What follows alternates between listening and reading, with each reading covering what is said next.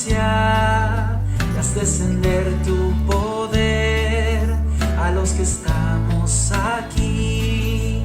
Creo en ti, Jesús, y lo que harás en mí. Creo en ti, Jesús, y lo que harás en mí, en mí, en mí.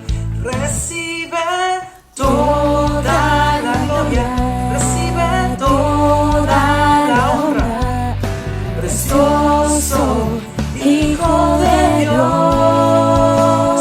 Recibe toda la gloria, recibe toda la honra, precioso Hijo de Dios. Quiero levantar a ti mis manos,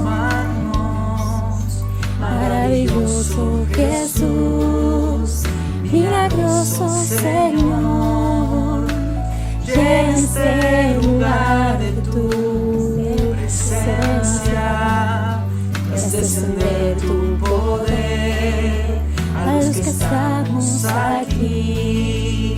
Creo en ti, Jesús,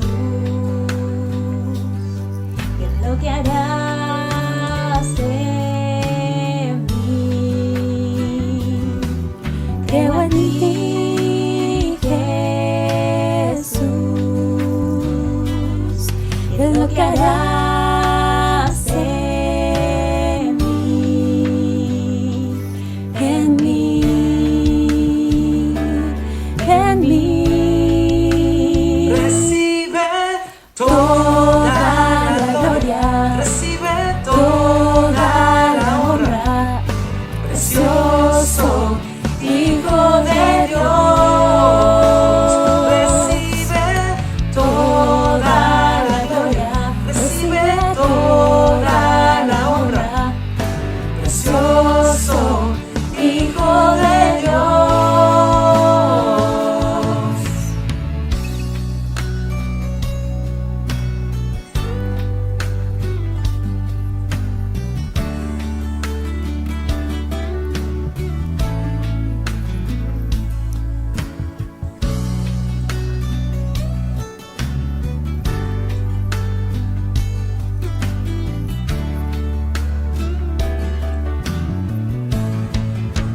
Recibe toda la gloria, recibe toda la honra, precioso Hijo de Dios. Recibe toda la gloria, recibe toda la honra, precioso Hijo de Dios.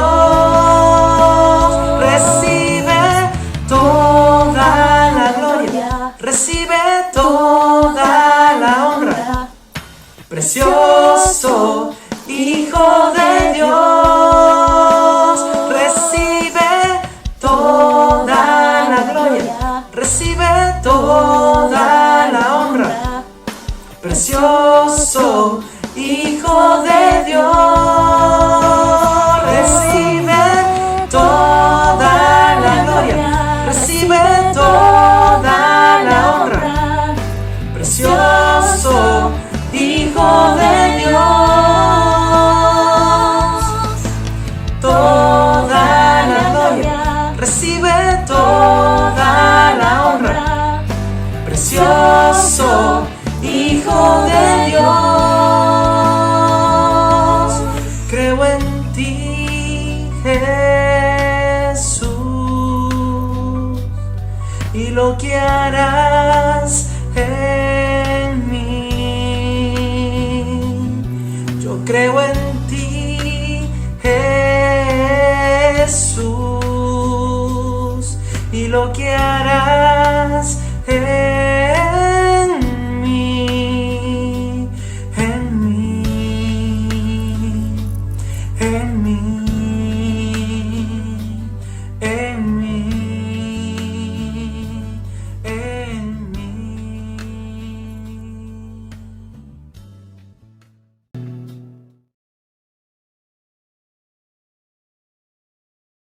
Te recuerdo nuestras redes sociales, Instagram, @ieb.caballito. En Facebook nos encontrás como Iglesia Evangélica Bautista Caballito. Y en nuestro canal de YouTube, Iglesia Evangélica Bautista Caballito. No olvides suscribirte y activar la campanita para más notificaciones. Escribirnos para más información.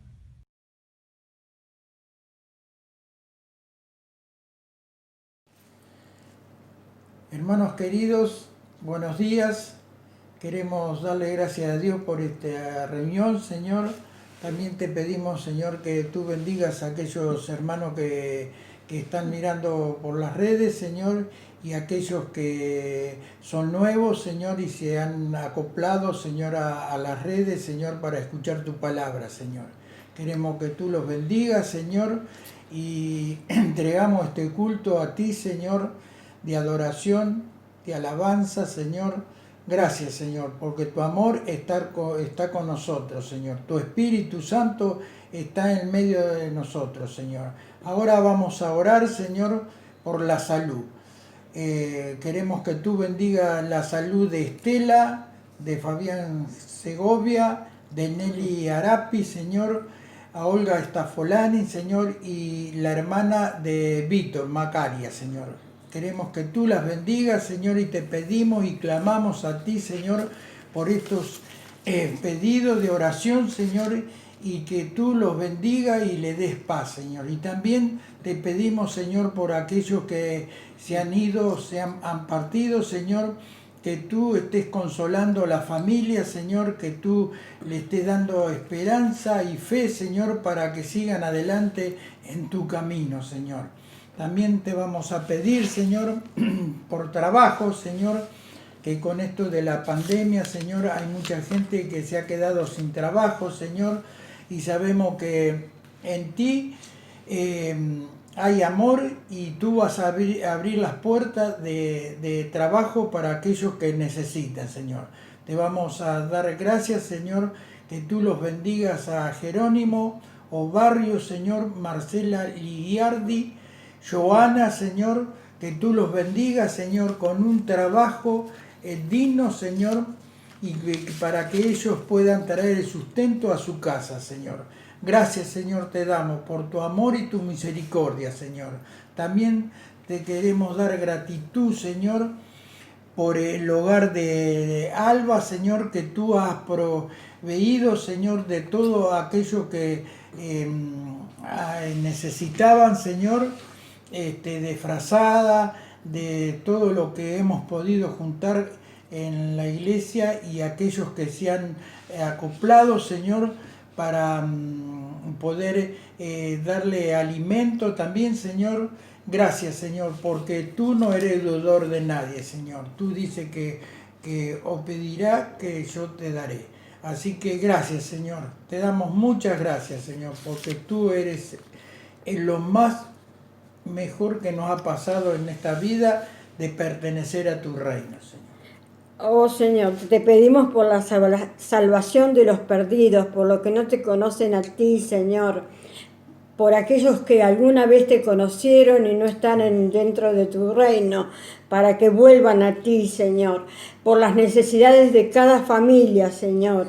Y te pedimos muy especialmente por las autoridades de nuestro país, por el presidente, Señor, por el Poder Judicial, el Poder Legislativo, Señor, que tú tomes control de cada una de las áreas, por nuestra Argentina, Señor. En el nombre de Jesús y por la sangre de Jesús te pedimos todas estas cosas. Ahora, hermanos, vamos a leer Primera Crónicas, capítulo 29, del 11 al 13. Esta es una versión popular, la palabra de Dios para todos. Primera Crónicas 29, del 11 al 13. El Señor, solo a ti te corresponden la grandeza y el poder, la gloria, el esplendor y el honor, porque a ti te pertenece todo lo que existe, el cielo y la tierra. Tú, Señor, eres el único soberano, y tuyo es el reino. Las riquezas y el honor vienen de ti. Tú lo gobiernas todo y tienes en tus manos el poder y la fuerza. También está en tus manos el poder de decidir a quién hacer grande y poderoso. Dios nuestro, ahora te damos gracias y alabamos tu santo nombre.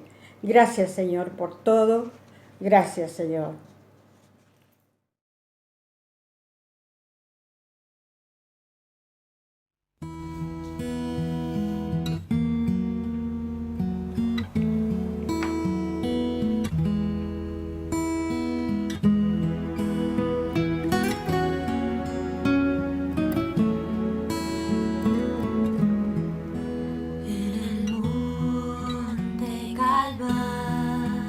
Se vio una cruz, emblema de afrenta y dolor.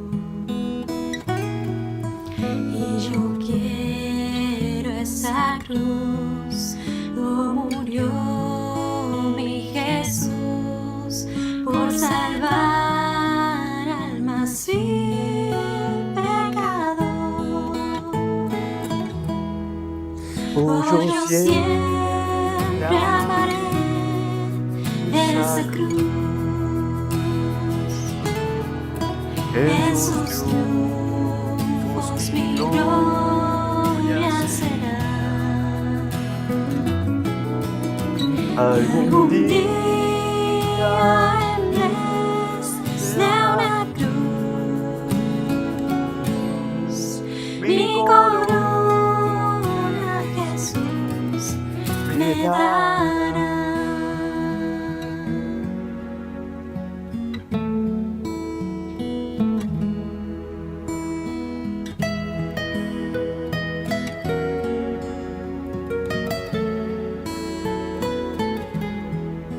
Aunque el mundo desprecie la cruz de Jesús, para mí es una canción.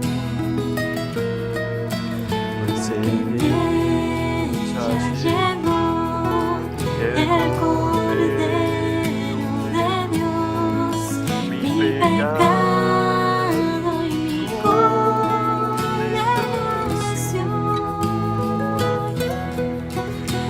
Yo siempre amaré esa cruz,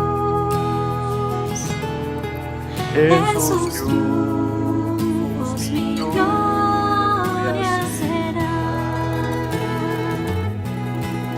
Y algún día en vez de la cruz,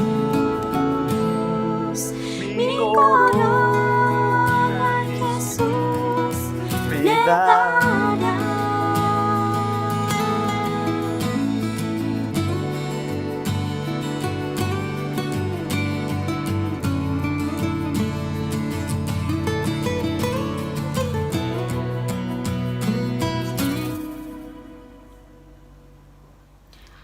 Yo siempre amaré esa cruz, en sus triunfos mi gloria será. Y algún día en vez de la cruz, mi corona Jesús me dará. Mi corona Jesús me dará.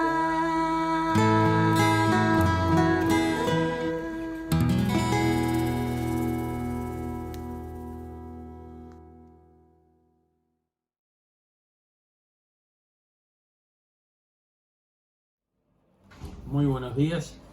Vamos a abrir la palabra de Dios en la primera carta del apóstol Juan, en el capítulo 1, y vamos a leer los primeros 4 versículos. Primera Juan, capítulo 1, del 1 al 4. Dice así la palabra del Señor.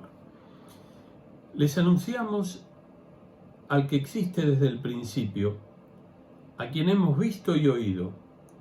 Lo vimos con nuestros propios ojos y lo tocamos con nuestras propias manos. Él es la palabra de vida. Él, quien es la vida misma, nos fue revelado y nosotros lo vimos y ahora testificamos y anunciamos a ustedes que Él es la vida eterna. Estaba con el Padre y luego nos fue revelado. Les anunciamos lo que nosotros mismos hemos visto y oído, para que ustedes tengan comunión con nosotros, y nuestra comunión es con el Padre y con su Hijo Jesucristo. Escribimos estas cosas para que ustedes puedan participar plenamente de nuestra alegría. Yo quisiera hablar en esta mañana acerca de la introducción que Juan hace de todo el tema de su carta. Y para entrar en materia y terminar pensando en la importancia de la fraternidad espiritual, de la comunión cristiana, de la comunión nuestra con el Señor, rápidamente decimos, esta fue el último escrito epistolar del Nuevo Testamento, no el último escrito del Nuevo Testamento, que fueron la segunda y la tercera de Juan. Esta carta, al igual que la carta a los Hebreos, no menciona quién la escribió. Y en este caso tampoco se menciona, como en otras cartas, a quién está dirigida. Pero nosotros sabemos, por evidencia histórica, y también cuando uno lee la carta varias veces para tratar de descubrir qué dio origen a la escritura de esta carta. Y obviamente que conociendo lo que estaba sucediendo al final del siglo I y leyendo esto, nos damos cuenta, por los temas especialmente teológicos de la carta, que Juan está aquí escribiendo un escrito que es pastoral, pero también un escrito que es polémico. Él va a estar confrontando a los gnósticos, a los docetistas, a los seguidores de Cerinto.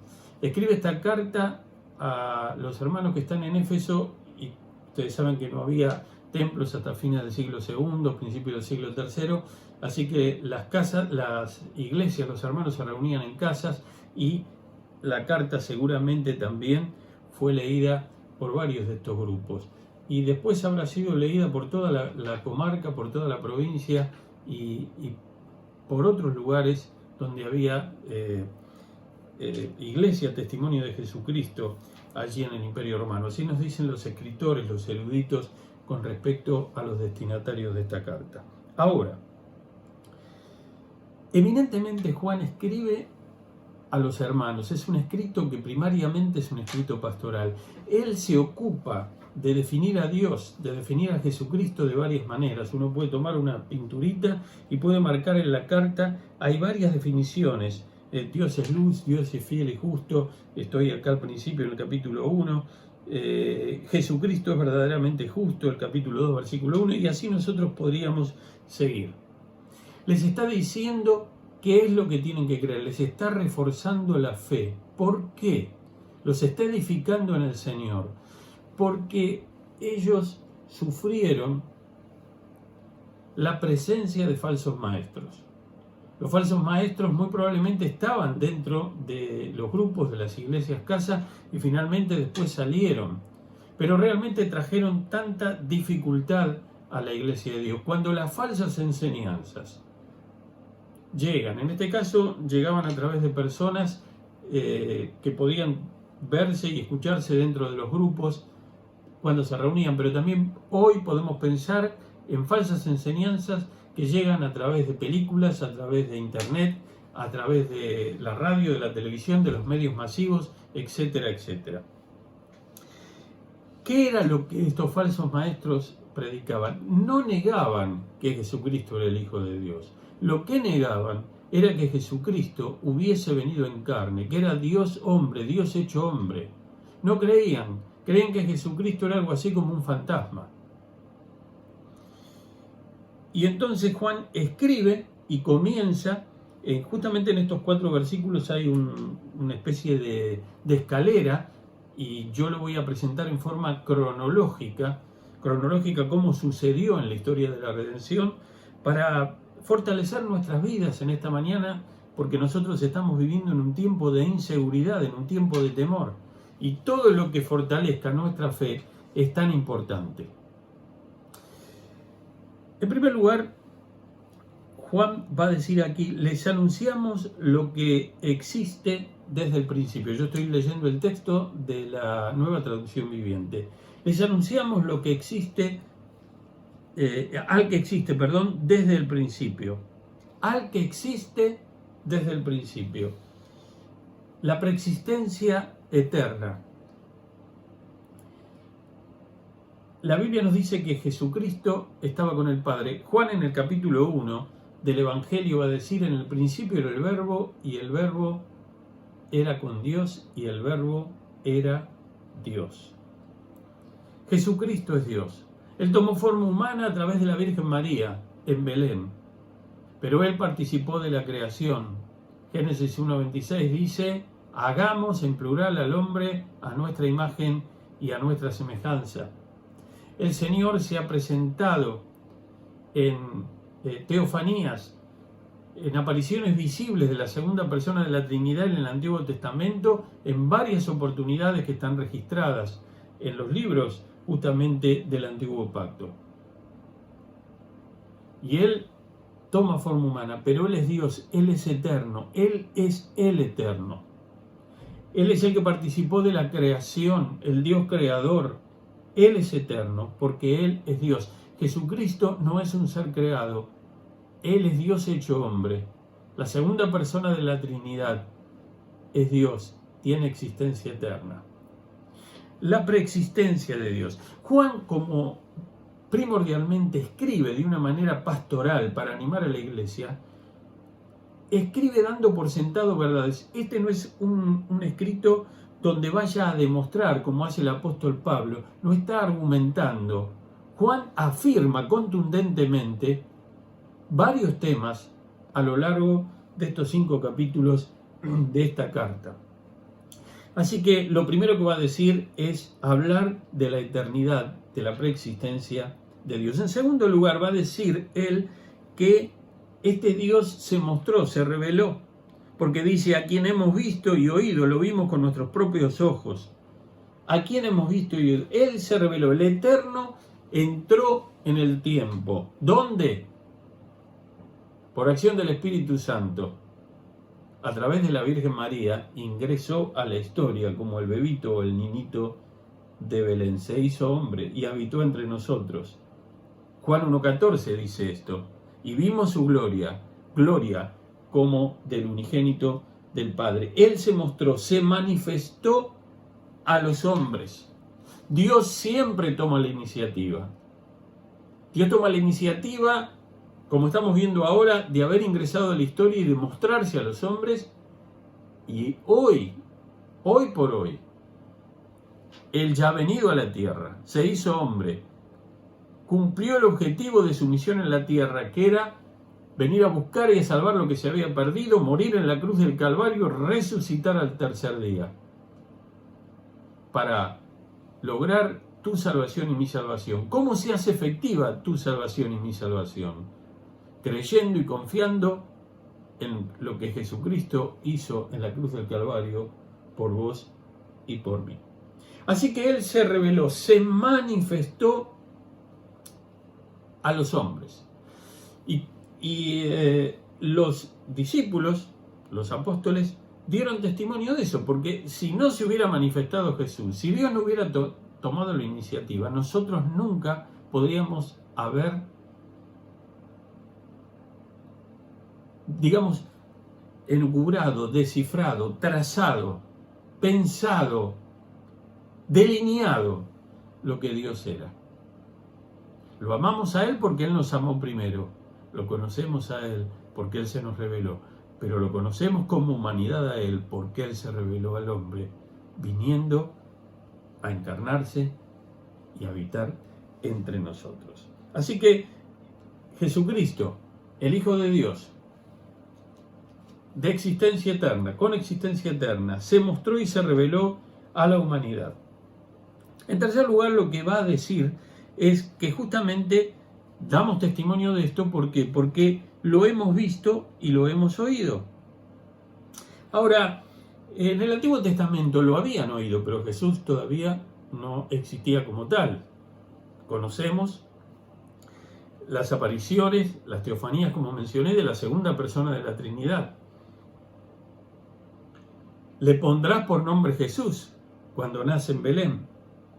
Ellos escucharon a Dios. Algunos de ellos pudieron, solamente algunos de ellos verlo, pero la mayoría del pueblo de Dios y de los gentiles que tuvieron contacto con el pueblo no lo vieron. Pero lo que va a decir aquí Juan es que los discípulos no solamente lo habían oído a Jesús, sino que lo habían visto. Y esto era muy importante. Ver a Jesús es importante.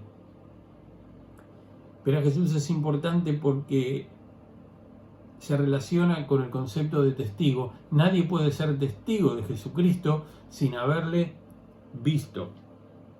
Y por último va a decir, lo palpamos. ¿Por qué coloca Juan esta palabra acá? Lo tocamos, lo palpamos. Porque ellos decían, Jesucristo no es hombre. Cerinto y sus seguidores decían, Jesucristo no es hombre. Y estaban confundiendo a los creyentes. Y ustedes saben, en las iglesias hay gente que está firme, hay gente que está en el pelotón y hay gente que está más abajo.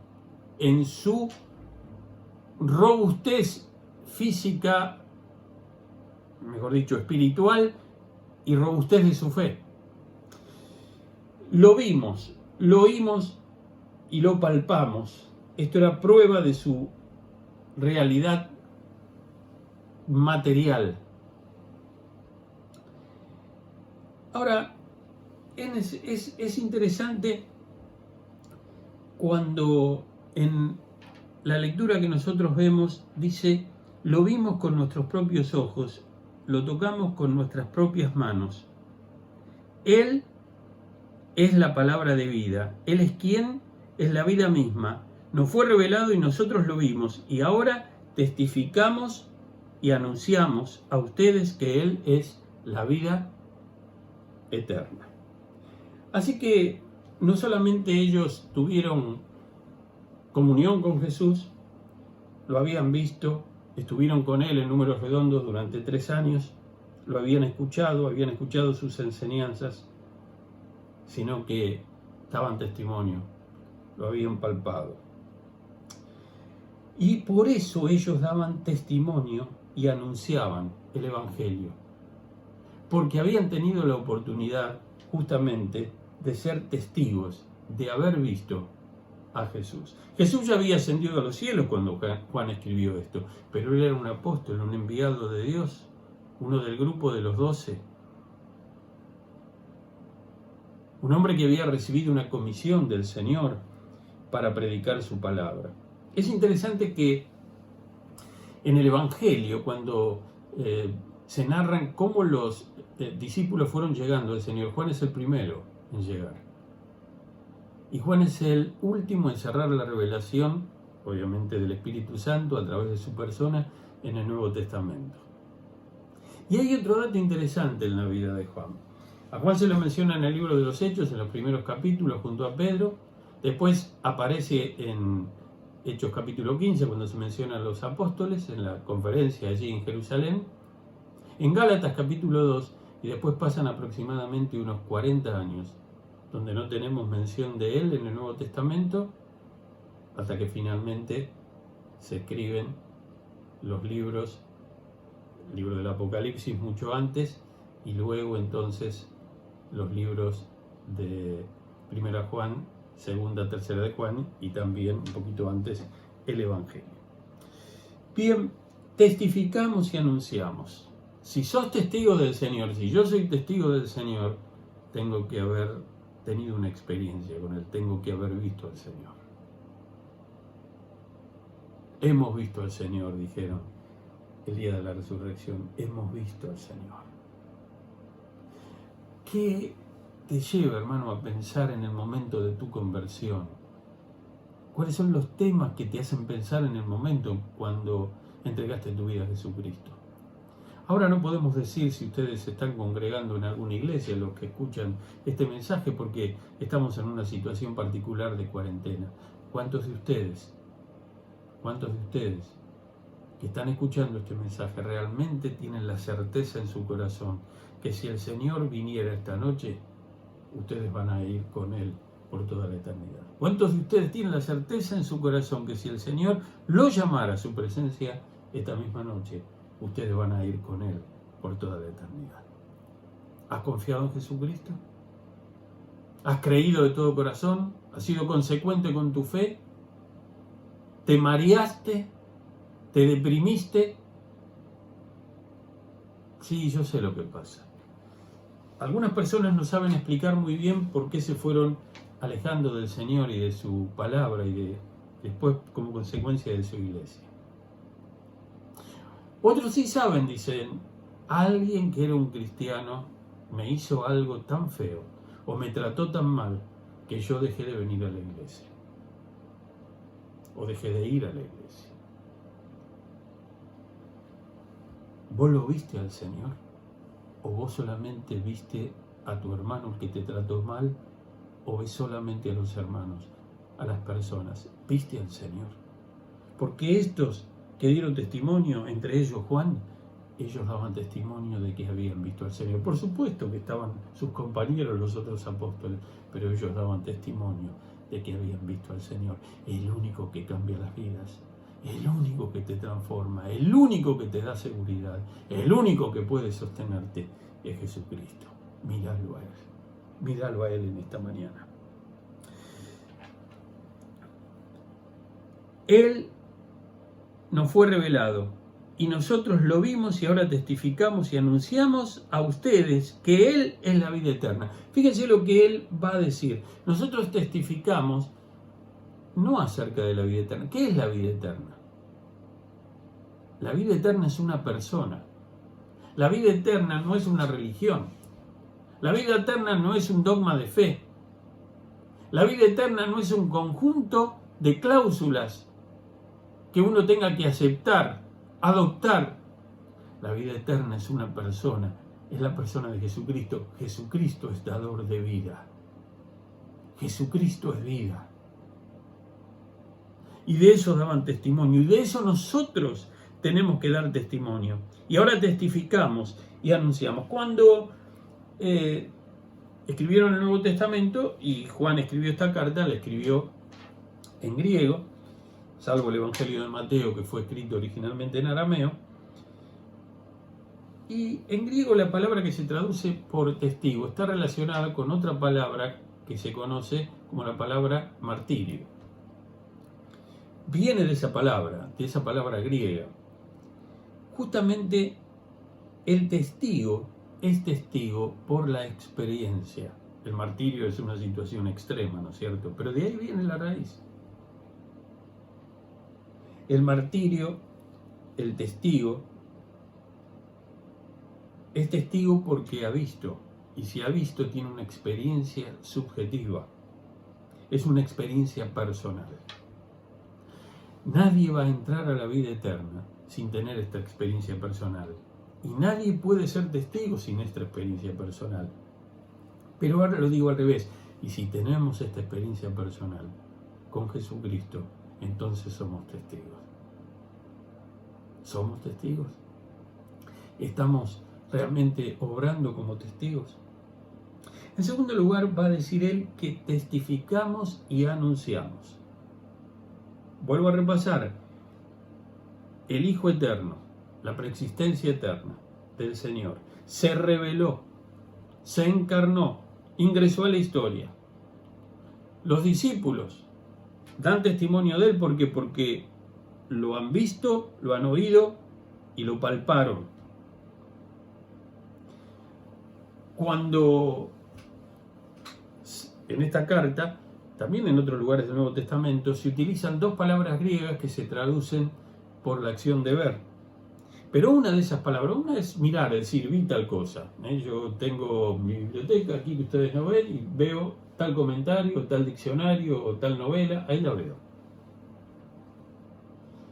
Pero distinto es el otro término. El otro término es el que se podría traducir como contemplar, es el que uno mira detenidamente y está extasiado, contempla. Recuerdo cuando tuve la oportunidad de hacer un viaje por trabajo a Italia y antes de venirme a Buenos Aires pasé a visitar a una querida familia, a la familia Fasano, y también a otro querido hermano en Cristo que me recibió en Roma y me llevó a ver distintos museos, distintas obras. Y recuerdo cuando llegué a ver algunas de las esculturas de Michelangelo y algunas de las pinturas, realmente uno se queda extasiado. ¿Y qué hace? No solamente las mira y sigue, uno las contempla. Es como que no se quiere ir. Cuando uno mira una escultura de Miguel Ángel, así le decía a mi esposa cuando llegué, vos te extasias, te pones a contemplarla y te parece que en cualquier momento va a empezar a latir, va a empezar a respirar. Es impresionante. Ellos contemplaron a Jesús. Ellos estaban extasiados. Justamente Juan fue uno de los que lo contempló en la transfiguración. Juan estuvo al lado de su madre en la cruz del Calvario cuando contempló a Jesús. Él lo vio. Él lo vio cuando tuvo que enfrentar a los saduceos, a los escribas, a los maestros de la ley, a los fariseos. Él lo vio cuando sanó a personas, cuando enseñaba, cuando realizaba milagros. Él lo vio cuando oraba. Él fue uno de los 3 que estuvo allí en el huerto de Getsemaní y se adelantó un poquito más con Jesús. Jesús salió después como un tiro de piedra, un poco más lejos que ellos 3, pero fue del grupo que estuvo más cerca de Jesús. ¿Cuántas veces Juan pudo realmente contemplar a Jesús? ¡Qué bendición fue para él! Y justamente la característica de Juan, a diferencia de Pablo, a diferencia de Pedro, a diferencia de Santiago, de Judas, escritores del Nuevo Testamento, a diferencia de Lucas, tiene un fuerte componente contemplativo. Esa cosa que Juan tiene en su evangelio y la manera a veces de extasiarse, de mirar a Jesús. Testificamos porque lo hemos contemplado, lo he contemplado. Y les anunciamos. El testimonio es algo subjetivo, es personal. El anuncio tiene que ver con autoridad. Dios nos comisiona para anunciar. La autoridad viene de Él. Recibiréis poder cuando haya venido sobre vosotros el Espíritu Santo y me seréis testigos en Jerusalén, Judea, Samaria y hasta lo último de la tierra. ¿Quién da el poder? El Señor. ¿Cómo lo da? Por su Espíritu. Es de Él. Él lo otorga y nos comisiona. Para anunciar necesitamos que Dios nos delegue de su autoridad. Fíjense lo que hacía Juan aquí. Lo anunciaba, lo escribía. No hay mucha demostración, es contundente, los anima. Dios es esto, Jesús es esto, esto otro, este otro. Sabemos esto, sabemos, y lo repite. Él sabía que ellos confiaban en Jesucristo, pero se lo repite, se lo repite. ¿Por qué tenemos que escuchar mensajes? ¿Por qué tenemos que leer la Biblia? ¿Por qué tenemos que leer a veces 100 veces, 500 veces, 1000 veces a lo largo de nuestra vida un mismo pasaje? ¿Por qué lo tenemos que hacer? Porque necesitamos que nuestra fe sea robustecida, necesitamos escuchar una y otra vez la palabra de Dios, que nos anima, que nos levanta, que nos fortalece en momentos de temor, en momentos de inseguridad como el que estamos viviendo. Les anunciamos a ustedes, y de la misma manera nosotros tenemos que dar testimonio de Jesucristo. Les anunciamos lo que nosotros mismos, dice el versículo 3, hemos visto y oído, para que ustedes tengan comunión. Para que ustedes tengan comunión con nosotros, y nuestra comunión es con el Padre y con su Hijo. Fíjense cómo se avanza. Aquí también hay como una escalera. El Padre tiene comunión con el Hijo. Yo y el Padre uno somos, dice el Evangelio de Juan. Jesús dijo, y lo registró Juan en su Evangelio. Pero ahora va a decir, Juan el apóstol conoció a Jesucristo. Los otros discípulos conocieron al Señor. Entonces, cuando una persona conoce al Señor, primero lo conoce y luego pasa a tener comunión con Él. Comunión con el Hijo, comunión con el Padre. ¿Por qué no menciona el Espíritu? No menciona el Espíritu acá, después lo va a mencionar el Espíritu Santo más adelante en la carta, porque él tiene en mente esa polémica con los falsos maestros que estaban atacando la doctrina de la encarnación de Jesús. Así que esta comunión fue creada por Cristo. Cuando el Señor habla de la unidad, cuando el Señor ora, allí en Juan 17, ora para que sean uno, como yo lo soy contigo, Padre, que ellos puedan ser uno. Ora acerca de la unidad, ora acerca de la comunión. ¿Cuánto hincapié se hace en esta carta acerca de la comunión? Pero, ¿por qué se hace hincapié en la comunión? Si el problema de los falsos maestros no era solamente un tema teológico, un tema doctrinal, era un tema ético. ¿Por qué era un tema ético? Nos va a decir aquí 1 Juan en el capítulo 3, versículo 7, queridos hijos, no dejen que nadie los engañe acerca de lo siguiente. Cuando una persona hace lo correcto, demuestra que es justa, así como Cristo es justo. Cuando una persona hace lo correcto, es decir, el comportamiento, la ética de la vida, estos falsos maestros no solamente decían que Jesucristo no había venido en carne, ellos tenían el concepto de que la carne era algo detestable. Con la carne se podía hacer lo que quería, con el cuerpo se podía hacer lo que quería. Y con el espíritu se podía elevar, uno podía extasiarse, podía tener picos de conexión espiritual con Dios. Pero la Biblia nos dice de que Dios nos hizo cuerpo, mente y espíritu. La Biblia le da tanta importancia al cuerpo que nos dice que el cuerpo nuestro va a morir en corrupción. Tal vez viejo, tal vez enfermo, pero va a resucitar en incorrupción. Lo dice Pablo cuando escribe en 1 Corintios 15. El cuerpo es importante para Dios. El cuerpo lo creó Dios a imagen y semejanza suya, nos creó como personas.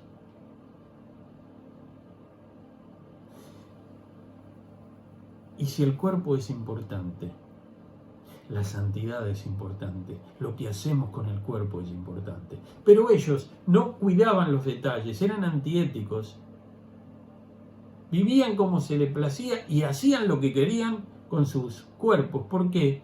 Porque total, la carne era algo despreciable, lo importante era el espíritu. Así que era no solamente la cuestión cristológica que tenían errada y tergiversada, sino que esto les hacía y les modificaba su ética y su comportamiento. Miren, cuando los hermanos, cuando las personas que conocieron a Jesucristo se alejan del Señor, se alejan de su palabra, se alejan de la comunión, ¿saben cómo termina todo esto? Se alejan de una ética sana. Ellos no se alejan de una ética sana. Porque puede ser que vos estés impedido de vivir una comunión, digamos, física. Ahora estamos impedidos de vivir una comunión física, pero tenemos la comunión espiritual. Cuando una persona está postrada en una cama por años y no se puede congregar, fíjense que no dice que el problema es no congregarse, el problema es un problema de comunión. Las personas pueden estar lejos físicamente del lugar donde se reúnen los hermanos para celebrar un culto, pero tan cerca, tan estrechos espiritualmente, en comunión espiritual. Lo he visto. Tengo algunas décadas de vida y lo he visto desde muy joven.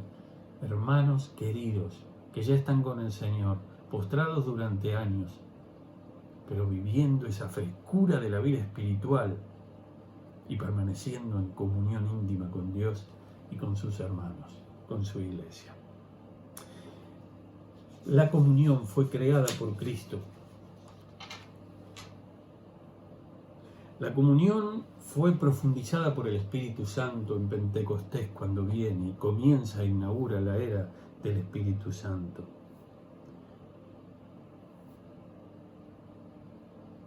Y el Señor nos enseña en su palabra que esta comunión debe pasar de generación en generación. Así nos han enseñado, porque así está en la palabra. Va a decir, para que ustedes tengan comunión. Les anunciamos lo que tiene que ver con el Evangelio, con la encarnación de Jesús, con el ministerio de Jesús, con lo que Él hizo en la cruz. Les enseñamos acerca de su resurrección. ¿Para qué? Dice el versículo 3 que hemos leído, para que ustedes tengan comunión con nosotros. Y nuestra comunión es con el Padre y con su Hijo Jesucristo. Comunión con el Padre y con su Hijo. ¿Se puede tener comunión con Dios teniendo una vida sucia? Justamente no nos han enseñado que nuestros pecados interrumpen nuestra comunión con Dios. No es que caemos de la salvación. Justamente esta carta va a decir más adelante, en el versículo 9, si confesamos nuestros pecados, a Dios Él es fiel y justo para perdonarnos de nuestros pecados y limpiarnos de toda maldad. Pero lo que hace la inmundicia es cortar nuestra comunión con Dios. Qué importante es nuestra santidad. Fíjense que todo esto es un paquete. Somos salvos porque hemos escuchado el Evangelio y hemos creído en Jesucristo. Pero este no es el fin. El fin está un poco más allá. Creímos en Jesucristo para tener comunión con Él. Esto es lo que dice esta carta. Creímos para tener en comunión con Él, y para vivir en comunión con Él tenemos que andar como Él anduvo, y para andar como Él anduvo tenemos que andar en la luz, tenemos que andar en la senda recta, obedeciendo sus palabras, que es lo mismo que su palabra, que es lo mismo que decir amando a nuestro Dios, como dice esta carta. Así que, hermanos, qué importante es la comunión con Dios y la comunión con los hermanos. Qué importante es la transparencia y la santidad, y qué importante es que seamos uno.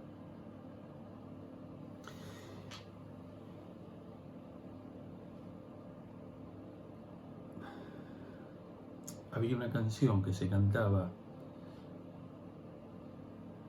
antiguamente, hace muchas décadas atrás. Se cantaba, se aplicaba a las personas que estaban viniendo a Jesucristo, los que estaban entregando sus vidas. Espíritu del Trino Dios, ven sobre mí, quebrántame, transfórmame, lléname,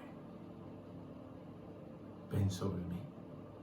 Yo quiero terminar esta mañana pensando en el día de tu conversión. Si te parara tu vecino, tu vecina, hoy diríamos barbijo de por medio y distancias prudenciales, y te dijera, o te escribiera un WhatsApp y te dijera, vos que sos cristiana, ¿cómo llegaste a conocer al Señor? ¿Te acordás cómo conociste al Señor? ¿Te acordás cuándo lo conociste? ¿Te acordás cuando tuviste esa certeza indubitable de haber pasado de muerte a vida? Aquel himno que cantábamos cada vez que había bautismos, se cantaba en casi todas nuestras iglesias en el país.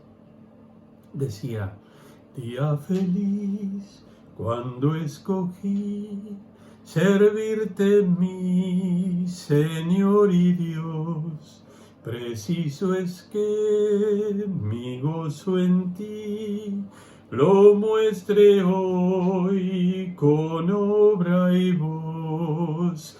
Soy feliz,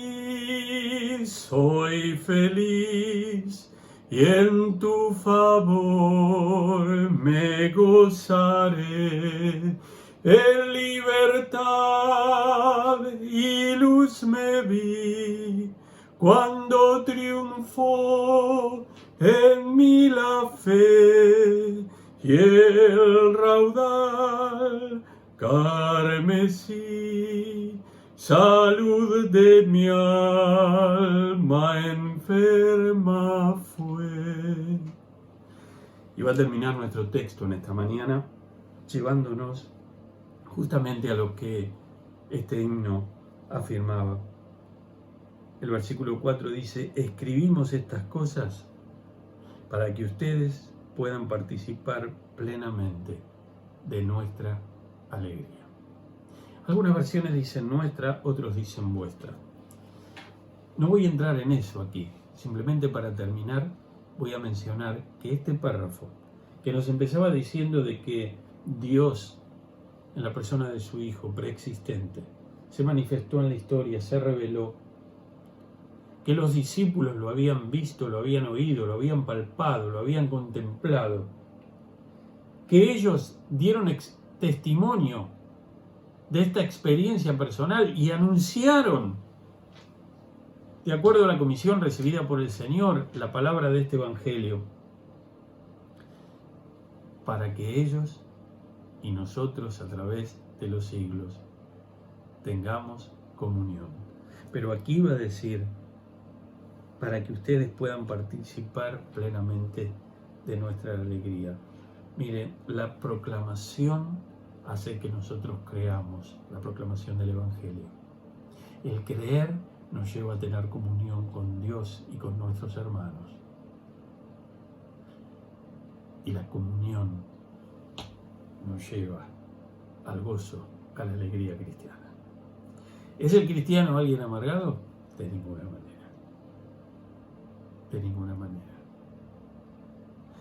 La felicidad, el gozo y la alegría no están en la impiedad. El gozo con mayúscula no está en la inmundicia. Está en una vida recta. Está en una vida que agrada al Señor. No es realmente lindo cuando participamos de retiros, de campamentos, cuando participamos de reuniones sociales, cuando participamos de cultos. ¿Por qué los hermanos en nuestras iglesias, la mayoría de ellos terminan un culto y no se van? Se quedan saludando y se hablan y se cuentan y se abrazan. ¿Por qué? Porque tienen algo en común, tienen al Señor. Han confiado en Jesucristo. Porque esto los lleva a tener una común unión, una koinonía, una comunión unos con otros, y por supuesto con el Señor. Y por último, porque la comunión con Dios produce gozo. En tu presencia hay plenitud de gozo. ¿Estás triste, hermano? ¿Estás triste? ¿Estás nostálgico, nostálgica en estos días, en estas semanas? ¿Por qué no le decís, Señor, necesito estar más cerca tuyo en estos días? Necesito, Señor, estar cerca de tu corazón. Necesito contemplarte. Te necesito, Dios. Cerca, más cerca, oh Dios de ti. Cerca yo quiero mi vida llevar, cerca, más cerca, oh Dios de ti, cerca tu gracia que puede salvar, cerca tu gracia que puede salvar. Lugar hay donde descansar junto al corazón de Dios, donde nadie puede molestar, junto al corazón de Dios.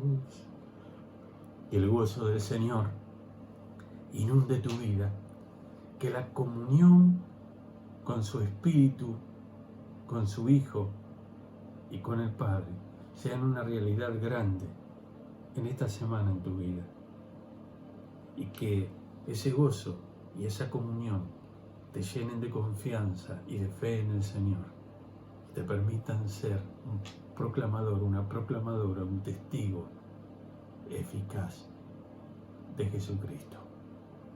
Que Dios te bendiga. Amén.